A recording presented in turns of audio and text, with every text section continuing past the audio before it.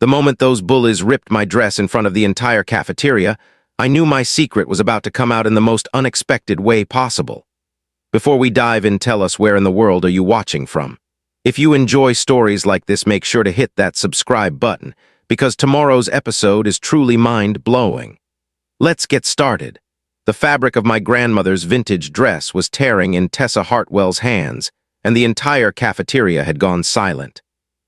Not the kind of silence you get during a test or when the principal walks in. This was the electric silence that happens right before something massive goes down, and every single person in that room could feel it. I'm Ren Patterson, and up until that Tuesday afternoon in October, I was basically invisible at Eastbrook High School. You know that girl who sits alone at lunch, never raises her hand in class, and somehow manages to blend into the background even when she's standing right in front of you? That was me. 16 years old, barely 5'3", with brown hair that I kept in a messy bun specifically so people wouldn't notice me. But standing there with chocolate milk dripping down my legs and my grandmother's irreplaceable dress hanging in tatters, invisible wasn't an option anymore. Tessa Hartwell was laughing. She's one of those girls who peaked in high school and knew it, so she was determined to make it count. Junior class president, head of the drama club, and the kind of person who could destroy your social life with a single Instagram post. Her perfectly straightened blonde hair caught the fluorescent cafeteria lights as she held up the torn piece of my dress like some kind of trophy. "Maybe now you'll dress like you belong in this century," she said, loud enough for the entire room to hear. Her voice had that fake sweet quality that made everything sound like poison wrapped in cotton candy. Camden Price, her shadow and personal hype man, was recording everything on his phone. Camden was the type of guy who wouldn't have the guts to be cruel on his own, but put him next to Tessa, and suddenly he was auditioning for the role of high school villain. "This is going straight to TikTok," he announced, like he was doing the world a favor. I could see other students pulling out their phones now. The cafeteria had transformed into some twisted amphitheater, and I was the entertainment. Some kids looked uncomfortable, like they knew this was wrong but weren't brave enough to intervene. Others were already editing captions in their heads, ready to make me the latest viral humiliation. But there was one face in the crowd that caught my attention. Declan Rhodes sat 3 tables away, his dark eyes focused not on the spectacle but on me, really looking at me like he was seeing something nobody else could see. Declan was quiet like me, but in a different way. Where I hid, he simply observed. Where I retreated, he stayed perfectly still and watched everything. The thing is, nobody at Eastbrook High knew my secret. They didn't know that 3 times a week for the past 3 years, I drove to Master Chen's dojo across town and transformed into someone completely different. They didn't know that 6 months ago, I'd earned my black belt in Shotokan karate. They didn't know that my father, Sergeant Robert Patterson, had started teaching me basic self-defense when I was 8 years old, before cancer took him away from us when I was 12. They saw a mouse. I had trained to be a lion. My mother, Diana Patterson, always worried about me being too quiet, too withdrawn. She worked double shifts at Mercy General Hospital, and every morning before her shift, she'd look at me with these concerned eyes and say, "Just try to make one friend today, honey. Just try to speak up once." She had no idea that staying quiet wasn't about fear of social interaction. It was a choice I'd made after Dad died, a way to honor his memory by avoiding conflict whenever possible.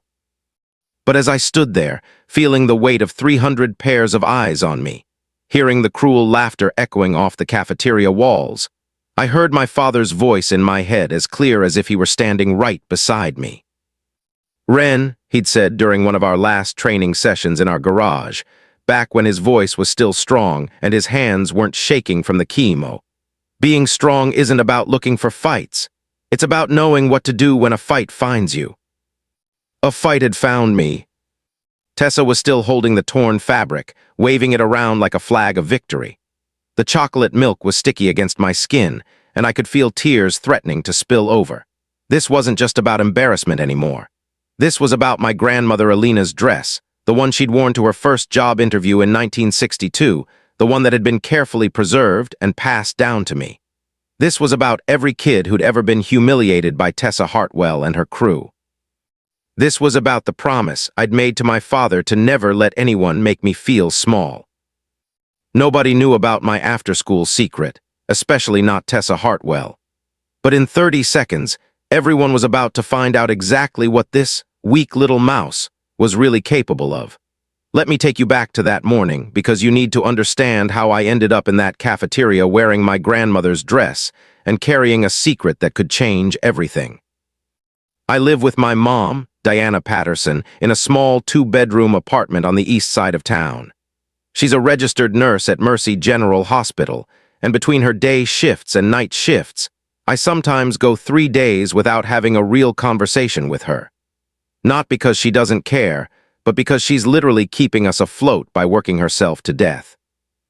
Every morning before she leaves for work, she does this thing where she looks at me with these worried brown eyes and asks, "Are you okay, honey? Really okay?" She's been asking me that question every single day for the past 4 years, ever since my dad died. Sergeant Robert Patterson was killed in a training accident at Fort Campbell when I was 12.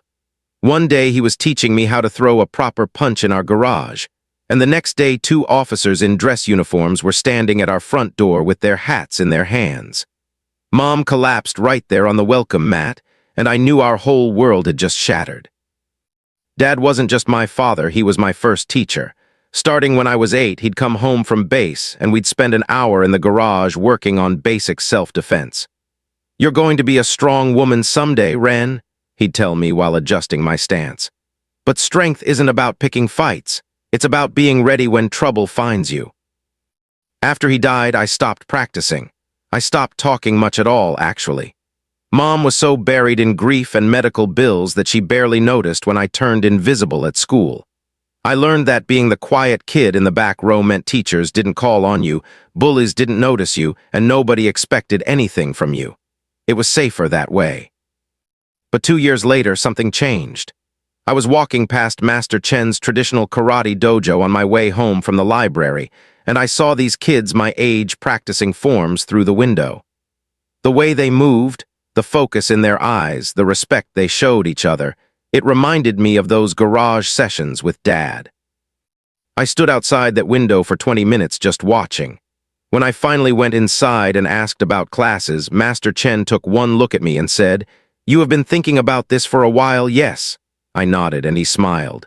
"Good. Thinking before acting shows wisdom. When can you start?" For 3 years, I've been living a double life. 3 times a week, I take the bus across town to a world where I'm not invisible, where I'm focused and strong and capable. 6 months ago, I earned my black belt in Shotokan karate. Master Chen called it well-deserved and said I had natural fighting spirit that had been waiting to emerge. Nobody at school knew. I wore baggy clothes to hide the muscle definition in my arms and shoulders. I kept my head down in the hallways. I ate lunch alone and did my homework in the library during free periods. I had convinced myself that keeping these 2 worlds separate was protecting both of them. The morning everything changed was Spirit Week Tuesday at Eastbrook High.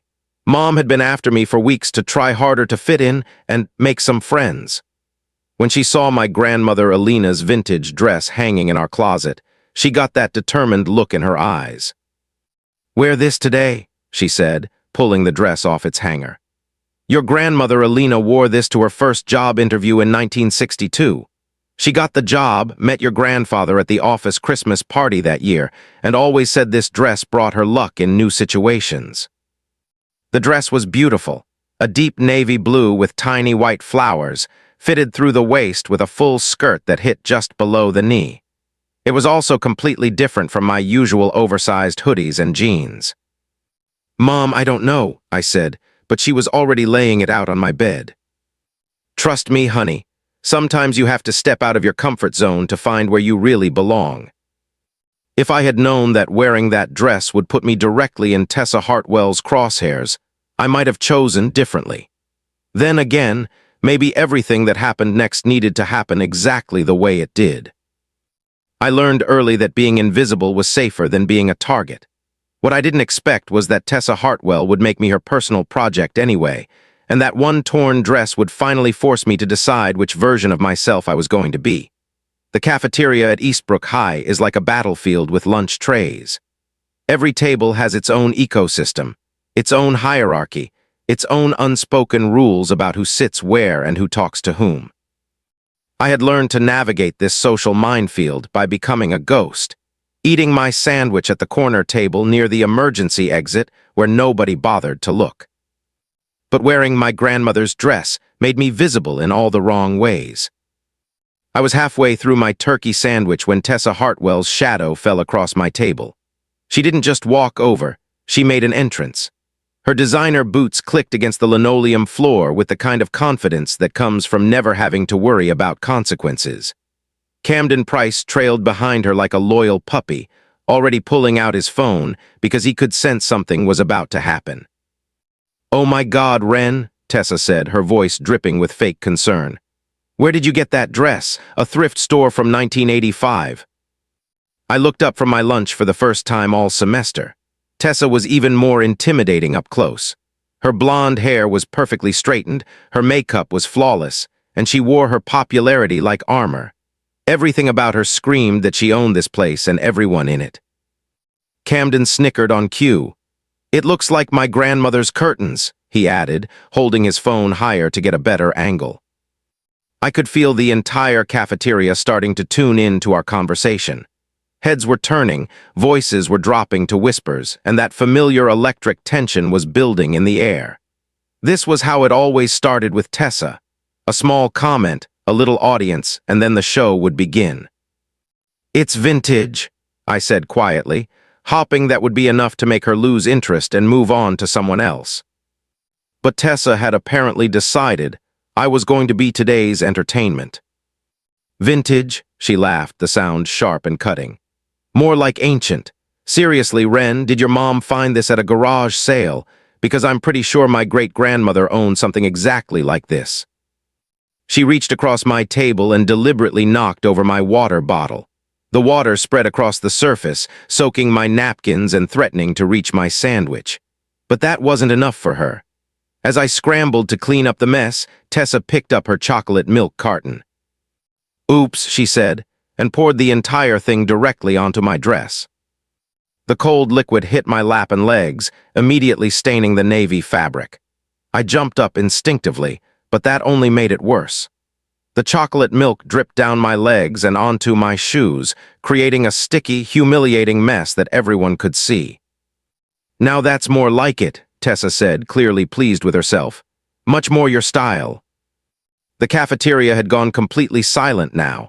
Every conversation had stopped. Every phone was out and recording. I could see kids craning their necks to get a better view of the show, some looking entertained, others looking uncomfortable but unwilling to intervene. I started to turn away, to head for the bathroom where I could clean up and hide until the lunch period ended. But Tessa wasn't done with me yet. "Don't walk away from me when I'm talking to you," she said, grabbing the fabric of my dress near the shoulder. I felt the material catch on her ring, heard the sound of threads breaking, and then watched in horror as a long tear opened up from my shoulder toward my back. The dress that my grandmother had worn with pride, that my mother had carefully preserved for years, that carried the history of 3 generations of Patterson women, was now ruined beyond repair. Something broke inside me in that moment, but it wasn't what Tessa expected. Tessa was still holding the torn piece of fabric, waving it around like some kind of trophy. "Maybe now you'll dress like you belong in this century," she announced to her audience. Camden was getting it all on video, narrating like he was providing sports commentary. "This is going straight to TikTok," he said. "Wait until everyone sees this." I stood there in the center of the cafeteria, chocolate milk dripping from my ruined dress, surrounded by 300 students with their phones pointed at me, and I felt something I hadn't felt since my father died. Pure, focused anger. This wasn't just about a dress anymore. This was about my grandmother's memory, my father's teachings about standing up for yourself, and every single day I'd chosen to stay silent while Tessa made other kids miserable. This was about Camden making money off my humiliation, and 300 students who would rather record tragedy than prevent it. I looked directly at Tessa, and for the first time since elementary school, I didn't look away first. The moment I looked directly at Tessa and didn't look away first, something shifted in the cafeteria. The energy changed. Even she seemed to sense it, her confident smirk faltering for just a second before her natural cruelty kicked back in. "What are you staring at, Mouse?" she said, but there was something different in her voice now. A slight edge that hadn't been there before. I took a deep breath and felt my father's training click into place. Not the karate forms I'd learned at Master Chen's dojo, but the earlier lessons. The ones about breathing through fear, about finding your center when everything around you is chaos, about knowing the difference between running away and making a strategic choice.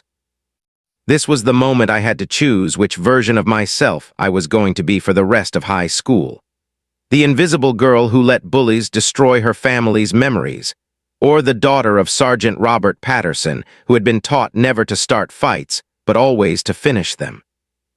I reached down and calmly removed my cardigan, folding it neatly and setting it on the table next to my ruined sandwich.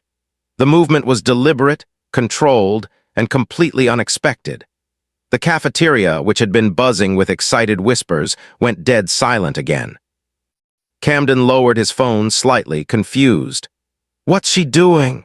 he asked, like he was providing commentary for a nature documentary about an animal exhibiting strange behavior. Tessa laughed, but it sounded forced now. "Getting ready for a pillow fight? What are you going to do, Ren? Throw your sweater at me." I bent down and carefully moved my backpack out of the way, placing it gently against the wall where it wouldn't get damaged. Every movement was measured and calm, like I was preparing for one of Master Chen's formal demonstrations. The kind where every gesture had meaning and purpose. "Seriously, what is wrong with you?" Tessa said, and I could hear the first hint of uncertainty creeping into her voice. I straightened up and looked directly into her eyes. When I spoke, my voice was clear and steady, carrying across the silent cafeteria in a way that my voice had never carried before. "Tessa, I'm going to give you one chance to apologize for ruining my grandmother's dress and walk away." The words hit the room like a thunderclap. I heard gasps from nearby tables. Someone dropped their lunch tray. Camden's phone nearly slipped out of his hands. In 4 years at Eastbrook High, nobody had ever heard me speak up to anyone, let alone challenge the Queen Bee herself. Tessa's face went through about 5 different expressions in the span of 3 seconds. Shock, confusion, anger, and then something that might have been respect before settling back into cruel amusement. "Or what?" she said, stepping closer to me until she was well inside my personal space. "What exactly are you going to do about it, Mouse?" I could smell her expensive perfume, could see the tiny flecks of mascara under her eyes, could feel the heat radiating off her body as she tried to intimidate me with her proximity. 3 years ago, this would have worked. 3 months ago, this would have sent me running for the bathroom in tears. But I wasn't the same girl who had started high school as a frightened freshman. I shifted my weight almost imperceptibly, moving into what Master Chen called ready position. To anyone watching, it probably looked like I was just standing there, but I was actually settling into a perfect defensive stance. My feet were shoulder-width apart, my weight balanced, my hands relaxed but ready. Across the cafeteria, I caught sight of Declan Rhodes. His eyes widened with recognition. He practiced martial arts too, and he knew exactly what he was seeing.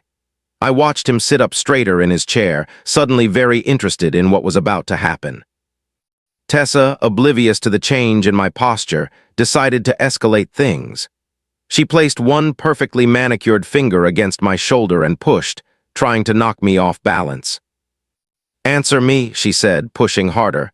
"What are you going to do about it?" I didn't move. I absorbed the force of her push and remained perfectly centered, like a tree with deep roots that can bend without breaking. This only seemed to make her angrier. "Fine," she said, drawing her hand back for what was clearly going to be a much harder shove. "Let me help you find your voice." As her hands came forward, aimed at pushing me hard enough to knock me down in front of everyone, I made my choice.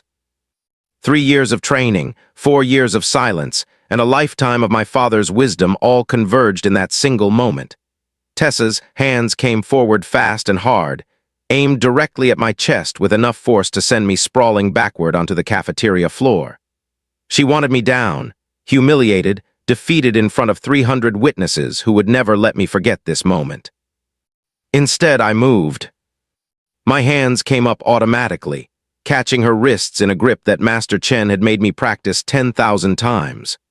Her forward momentum carried her past my center line, and I pivoted on my left foot, using her own force against her as I executed a perfect hip throw that sent her gently but decisively to the ground. The entire sequence took maybe 3 seconds. Tessa went from standing over me in triumph to sitting on the cafeteria floor looking absolutely stunned. The silence that followed was deafening. You could have heard a pin drop in that massive room filled with teenagers. Every phone was still recording, but now they were capturing something nobody had expected to see. The quiet mouse had just taken down the queen bee with a move that looked like it belonged in a martial arts movie. Tessa scrambled to her feet immediately, her face red with embarrassment and rage. "You psycho," she screamed. "You attacked me. You can't just grab people like that." But I was already settling back into my ready stance, perfectly balanced and completely calm. The fear and anxiety that had been eating at me for 4 years was gone, replaced by the focused clarity that came from years of training. "I didn't attack you," I said, my voice carrying clearly across the room. "I defended myself, and I don't want to fight you, Tessa, but I won't let you hurt me or anyone else anymore." Camden had stopped recording and was staring at me like I'd just sprouted wings. "Holy crap, Ren," he said, his voice cracking slightly. "Where did you learn to do that?" But it was Declan Rhodes who answered. He stood up from his table across the cafeteria and said, "That was a textbook Asodo Gari throw. Ren, what belt are you?" 300 pairs of eyes swung from him to me, waiting for an answer that would explain everything they'd just witnessed. The cat was officially out of the bag. "Black belt," I said simply. "First Dan, Shotokan Karate." The whispers started immediately, rippling across the cafeteria like wildfire. I heard fragments of conversations floating around me. "She's been taking karate. Did you see how fast she moved? I can't believe quiet little Ren just took down Tessa Hartwell." Tessa's humiliation was complete now, and that made her dangerous. She came at me again, this time with her hands balled into fists, clearly intending to turn this into an actual fight. I sidestepped her wild swing easily and caught her arm, using a simple wrist control technique to stop her forward motion without hurting her. She found herself frozen in place, off balance, and completely unable to continue her attack. "Stop," I said quietly, but with enough authority that even Tessa heard it. "This is over." Around us, students were pulling out their phones again, but the energy had completely changed. Instead of filming a bullying incident, they were documenting something unprecedented. Kids who had been tormented by Tessa for years were looking at me with something that might have been hope.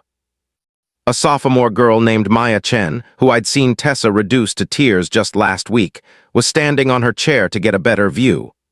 "Go, Ren!" she shouted, and suddenly other voices joined in. The crowd that had gathered to watch my humiliation was now cheering for me. That's when Mr. Rodriguez, our PE teacher and the assistant wrestling coach, pushed through the circle of students. He took one look at the situation, at my defensive stance and Tessa's frustrated rage, and seemed to understand exactly what had happened. "Everyone back to your seats," he said with the kind of authority that made 300 teenagers move immediately. "Tessa, Camden, you come with me to the office. Ren, you too."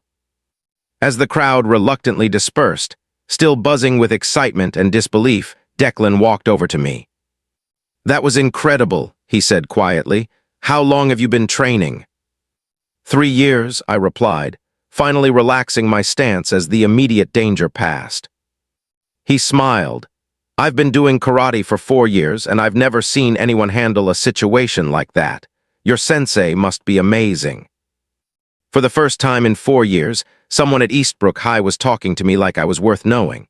And instead of feeling invisible, I felt exactly like the person my father had always believed I could become. Walking to Mr. Rodriguez's office felt completely different from every other time I'd walked these hallways. Students I'd never spoken to nodded at me as I passed. Freshmen who usually looked terrified in the presence of upperclassmen watched me with something that looked like admiration. The invisible girl had become very visible, but for all the right reasons. Mr. Rodriguez closed his office door and pulled up the videos that half the cafeteria had already uploaded to social media. He watched them 3 times, rewinding to see the exact moment when Tessa's attack became my defense. "Ren," he said finally, "how long have you been training?" "3 years, sir, at Master Chen's dojo across town." He nodded approvingly. "I know Master Chen, good teacher. What you did out there was textbook self-defense. You used minimum necessary force, you tried to de-escalate verbally, and you only acted when physically threatened." Tessa, who had been expecting me to get in trouble for attacking her, looked stunned when Mr. Rodriguez turned to her instead.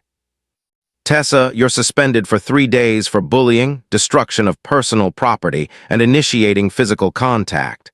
Your parents have already been called. Camden, you get detention for recording and encouraging the incident instead of seeking help." After they left his office, Mr. Rodriguez looked at me seriously. "Ren, you handled yourself well today, but I need you to understand something. This kind of situation can escalate quickly. Are you prepared for the social consequences of what just happened?" I thought about his question carefully. "Mr. Rodriguez, I've been invisible for 4 years because I thought it would keep me safe. But being invisible didn't protect me from Tessa, and it didn't protect any of the other kids she's been bullying. Maybe it's time I stopped hiding."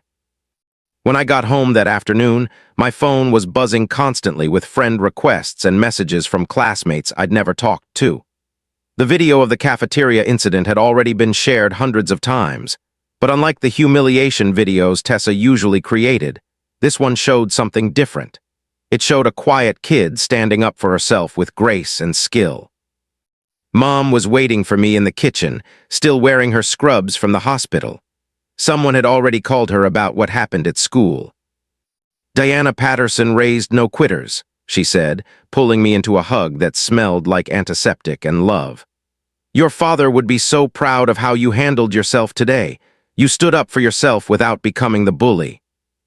She held me at arm's length and looked at my stained dress. "I'm sorry about Grandma Alina's dress, honey." "Actually, Mom, I have an idea about that." 2 weeks later, Mom and I sat at our kitchen table with Grandma Alina's dress spread between us, carefully cutting the undamaged fabric into squares. The chocolate milk stains and the tear couldn't be repaired, but we could transform those pieces into something new. "Your grandmother always said this dress brought her luck in new situations," Mom said, stitching the navy blue squares together. "Maybe now it can bring luck to our whole family." The memory quilt we made hangs in my bedroom now, and every time I look at it, I remember the day I stopped being invisible and started being myself. The changes at school were gradual but real. Tessa transferred to a private school 2 weeks later when 3 more students came forward with bullying complaints, all of them inspired by what they'd seen in the cafeteria. Camden apologized to me publicly and took down the videos he'd posted. Declan and I started studying together in the library, and through him, I met other kids who shared my interests. Maya Chen, the sophomore who had cheered for me during the incident, asked if I would teach her some basic self-defense moves. 6 months later, Mr. Rodriguez helped me start a self-defense club at school. Master Chen came to our first meeting and told the 23 students who showed up that self-defense was as much about confidence and awareness as it was about physical techniques. "Your friend Ren understands this," he said, smiling at me. "She spent 3 years learning not just how to fight, but when to fight and when to walk away. Most importantly, she learned that true strength comes from protecting others, not just yourself." I never had to use my martial arts training in a fight again, but I used the confidence it gave me every single day. I learned that hiding who you are doesn't protect you from the world. It just makes you an easier target for people who mistake kindness for weakness. Sometimes the moments that break us apart are the same ones that show us exactly how strong we really are.